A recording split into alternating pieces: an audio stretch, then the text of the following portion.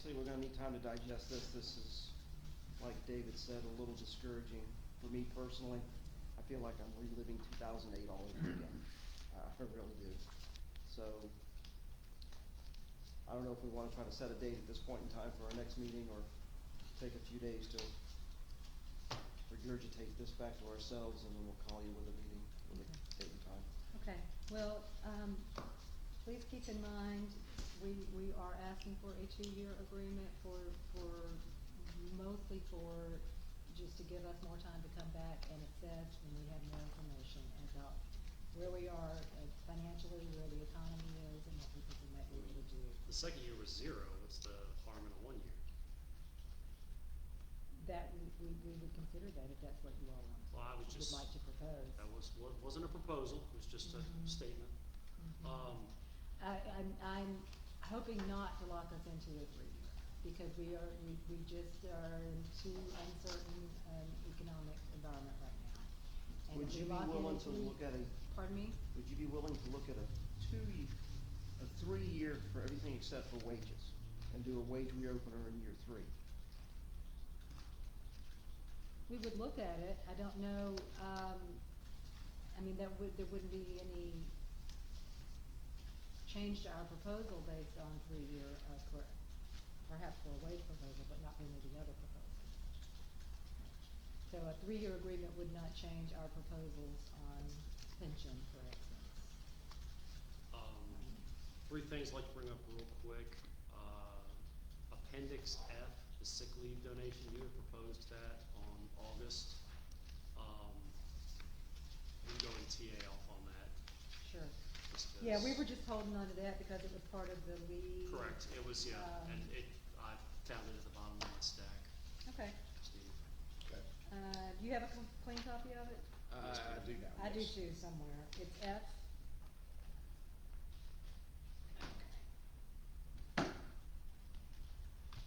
Article 21, sick leave. We'd like to look at 21.6. There seems to be a little bit of discrepancy between A and B. We propose a 10-year of continuous service rather than the 20, which is the same thing as retaring in good standing. So have Okay, a 10-year let me vest. catch up. We're talking about 21.6. 0.6. It's the sellback. It says retiring in good standing, but then it says 20-year. We propose B, taking it back to 10 years, which is somebody retiring in good standing. With Yeah. vested. And having vested. Yeah, I don't see why. We're talking about buying back. So it's the We're sellback. talking about okay. The sellback. So instead, it's kind of conflicting where it says Pay out of retiring. 720 hours of sick leave. Yes, ma'am. So right now, Okay. it requires somebody to, and I don't know if that was a leftover from a prior, Had to have been. It's what been on the books vesting would have forever. been with 20 years. I Right, don't because if you're know. retiring in good standing, you may not have 20 years of service with us. That's right? Correct. Good Right. standing vested is 10 years of continuous service with the city. The- Oh, I'd like to propose that. I'm not saying. Yeah, I just want to maybe give that a little bit of consideration just to see if there's anything else in here that's inconsistent with, but yeah, that makes perfect sense. If somebody is retiring and they have only 10 years of service with us, but they're at full retirement age, I So- feel sure we're paying them out anyway, the 720 hours, regardless of. That's a good topic for us. We're taking some time. We'll all figure out Yeah. another date to meet. Yeah. Yeah, so we'll definitely look We'll at get that. stuff done today. And then, Thank you. Appendix D, we looked at I and J, which were the state of emergency. Now, we're still crafting language on that. We've reached out to, EOC, and I guess this will be a point of discussion amongst us here. We understand any reflection or any suggestion of mutual aid, I get that. Yeah. We wanna try to remove that, because if I have a mutual aid agreement with you and you have one with me, I send guys to help you, I'm paying for it. You send guys to help me, you're paying for it. So these are gonna be situations that are outside any previously established mutual aid agreements. Okay? So if it's in a mutual aid Where you agreement. might be deployed to another county, County. city, agency, yeah. Right, so that's where we're targeting, Okay. so we're gonna remove that word, the words mutual aid, because it's Okay. not. Right. It's answering the call through either an official, request from the state EOC, it could even be a chief-to-chief request. Say Mhm. Miami Beach chief calls this chief, hey, you got 20 guys you can spare for 4 days. Like when we took guys to Panama City. Well, that actually came down through the state because it had a That was mission number. That was a mission number, that was recoverable by the city because that came down through official EOC channels. The Yeah. officers that went, Given a filled out all the Right. paperwork for reimbursement.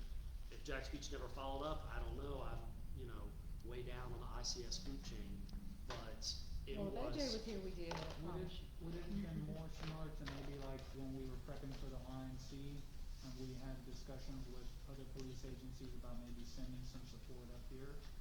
Back when RNC was still a possibility to be held here, is that kinda what you're talking about?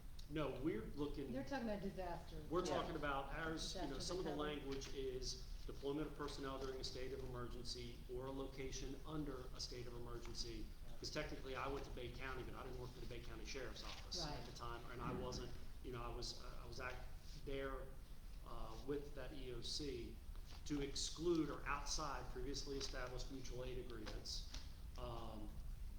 Again, to reiterate what Keith said, any request through official channels, request received from the state EOC, request which include that state mission number, and request received from any other chief of police to Jack's Beach chief requesting assistance. So we're trying to, this is anything outside of a standing mutual aid agreement where it's a disaster declaration and assets are being requested through either a state EOC or something that has a defined Mhm. EOC mission number or some sort of dedicated purpose. Yeah, we would consider that absolutely.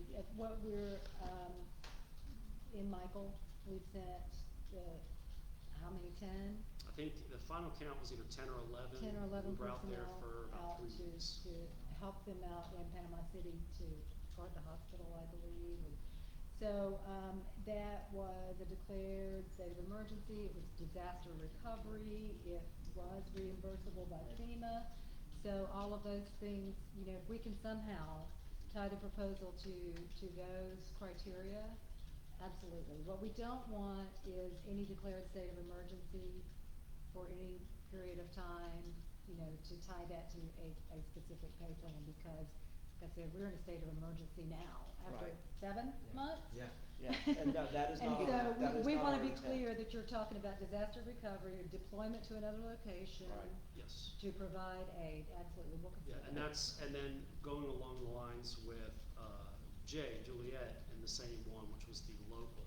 We understand the city's position for the flexibility of the city manager to be able to decide whether it's financially feasible to do time and a half for everybody working during, declared state of emergency, or whether it just stays, hey, if it's your normal 40 hours, you're working toward that 80, toward that overtime number, Mhm. which is the way it was in Matthew and Irma. However, Dorian, which we did discuss at our last meeting, was when Mr. Stefopoulos said that anybody working will get time and a half.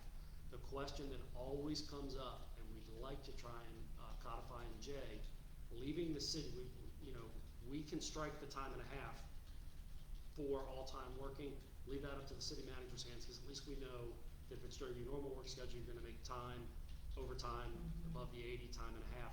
We'd like to look at putting something in there about quarterly, which is always the issue that comes up every time, Okay. which So is you're talking about, Staying at UNF. staying anytime at we're, UNF or at a city facility, anytime anywhere other we're- than your home, anytime we are told you cannot go home. okay. And in years past, there's been a lot of confusion.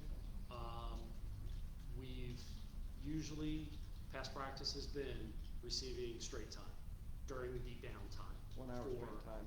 So, Free amount of time work. For every hour you're Work down. at 12 hour, we usually do 12 on, 12 off during hurricane activation. 12 hours of whatever pay it is, whether it's your straight time or overtime, and then 12 hours of standby for the period that you cannot go home. And then immediately that drops off once we're able to return to somewhere we decide. Yeah, I mean, we'll look at it and we'll consider a proposal, absolutely. We'll consider a proposal too for deployment for mutual aid or for, you know. Anything other than during a mutual aid. During a disaster recovery, anything that, Right. yeah. It's Include not already Florida done. Department of Emergency Management, and you guys should listen to that. Yeah. They'll the FDEM will identify certain agencies that need help and then recommend other agencies that can help. Our guys might get pulled in, but they also assign mission numbers, like you said. And that's how it happened for Michael. When we got the phone call, do you have any assets available? Yeah, I can put a Right. team together. As soon as you get us the mission number, we can start moving on it. Exactly. You know, so. Yeah, we'll consider it if you guys wanna put something together. I just wanna be crystal clear. We talked about this directive that Mike and I released during Hurricane Dorian. You all indicated that you appreciated the advance information, and that was the first time that I think we had been that proactive to get something out there to you. And, although we are not prepared to commit to a pay plan for disasters, because like I said, we need the flexibility to gauge each one as it comes. We are committed to at least better communication, more clear direction.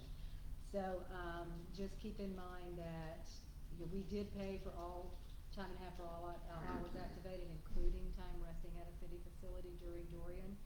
But we can't commit to doing that with every disaster. You know, we just don't know what kind of if it wipes us out and we don't have, you know, facilities here, we may be turn into a very long period of time trying to adjust and recover from that, and we don't wanna lock into a specific pay plan for a specific amount of time.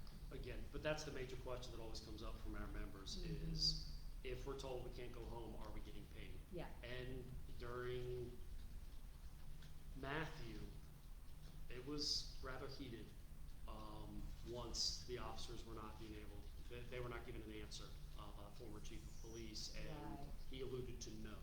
So the issue is not really so much what the pay is, whether it's straight time or time and a half. Am I So, getting paid? But if am the I city, getting paid? if the city manager wants to do time and a half or quarter time, we would be. You're okay with Not that? gonna say no. But it may be straight time, is We what would I, be you know, amenable, at least if um, our officers know that going into any sort of